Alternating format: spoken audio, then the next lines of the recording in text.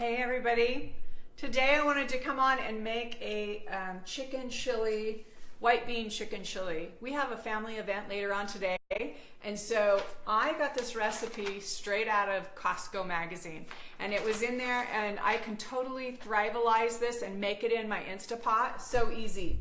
So I wanted to go ahead, and you use your Instapot kind of like a frying pan. So we're gonna just saute. There's a button on the front of the Instapot that says saute, and we're gonna put our butter in that. And I guess I should have turned that on a little earlier, but I didn't. So we're gonna just saute the butter. It's gonna get, it tells me that it's on now. I heard from my cousin just recently. I said, hey, do you have an Instapot? And she said, I bought one, but I'm really afraid of it. So don't be afraid of the Instapot. It is your friend, because not only is it quick and fast, it saves your dinner hour. So, okay, so it's gonna take a little minute for this butter to get nice and melted in my pot.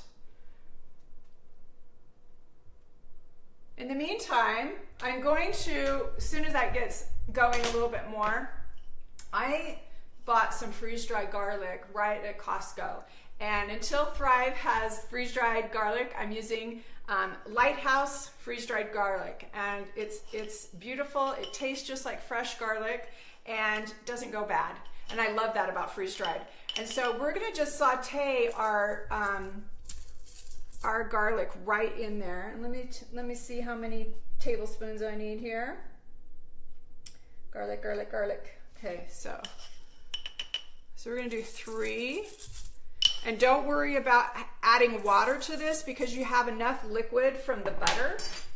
The other thing I'm gonna add in there, because, oh, that smells really good, is some onions, some freeze-dried onions. And aren't those beautiful? So your freeze-dried onions will go in there just as if you were sauteing your onions, your garlic, and your butter all together. And you can start to smell that. Just has a nice little flavor to it, and it smells so good. So that butter is got a little ways to go, but you can just kind of let that go. Now that's just going to heat up. No worries. You can start in on your other things now. Some of the veggies that I'm going to add to this is, it calls for corn, which I think is and I'm going to use Thrive freeze-dried corn in this. And even though everything's not melted down, I'm just going to go ahead and add this in. Calls for a couple of cups of corn. And our corn is non-GMO, very clean and healthy corn. You just keep on stirring that around. The next thing you're going to add is your chili peppers. And your chili peppers, I'm going to go, we have children coming to this event, so there's your chili peppers. I'm only going to add 1/4 cup because I know they're pretty strong, so I want to give this dish a little bit of a kick, but I don't want to have all the kids saying it's too spicy. So we are just letting this cook up and just getting all that butter on all those veggies, which is really nice. All right, let's do some spices here. Okay, before that, we're gonna add a little water, and that will just refresh your veggies. Perfect. So you got a little water in there, a little butter that's getting melted down. All right, next is oregano. And it calls for a couple teaspoons of this. This is freeze-dried, Thrive freeze-dried oregano. Beautiful in color, beautiful in smell. We've got some teaspoon or two 2 teaspoons of cumin, actually 3, whoa, that's probably 3 right there. And some cilantro, I'm gonna throw that in. You can tell I don't measure a lot. So why is freeze-dried herbs better than dehydrated that you get at the store? Freeze-dried just lasts longer, and the nutrition is all there. So I love that about the freeze-dried herbs. We're gonna put in some lime juice here. I just kind of, I don't measure a whole lot. I just kind of throw in. My method is called throw and go. Now that butter, no, still trying to melt all the way down. But you can see how the butter is all kind of buttering up those vegetables. And the corn is refreshing with all your herbs and spices. I think it needs a little bit more, what was it, oregano. I think a little bit more oregano. There we go. Did I get the, I didn't get the sea salt out or the pepper, but we'll do that in a minute. And my beans. All right, now I had some, that butter is almost melted down completely. Now I had some chicken left over for this dish, so I am gonna throw in this chicken that's already cooked, but I'm gonna put it in my pot.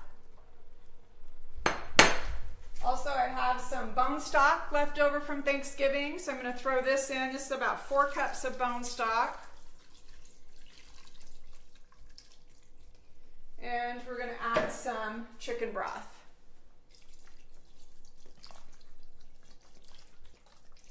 Did we get out the beans? I quickly forgot to them. I think they're over in one of these bags. So go ahead and put all of this in.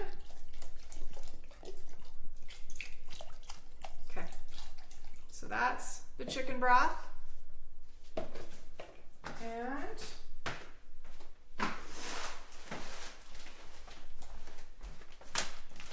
okay, and then we're going to put in these are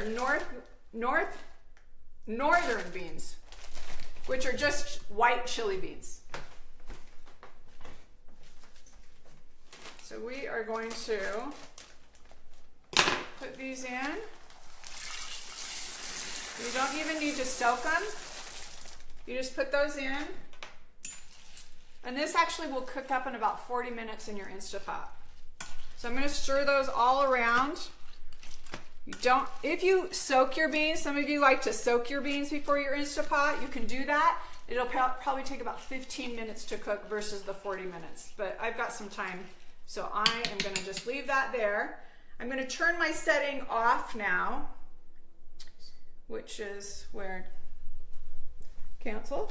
Yeah, so my saute setting I'm going to turn off. And then I'm going to go, there's a bean chili one right here, and I'm going to turn that one on for 40 minutes. And I'm going to put the lid on. No? Oh, salt and pepper. Little salt and pepper.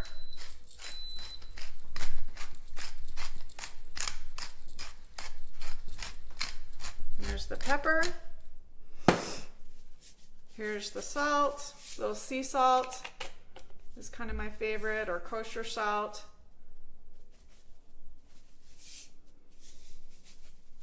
Okay, and you can put more in after this is all cooked up, but that should be good. That should be a nice chili when it comes out. So we are going to put this on and close it. No, this way. Jeff needs to help me with this.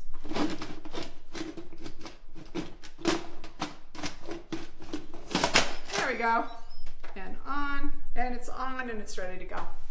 All right, and we will show a picture of this when it's all done. Have a great day, guys.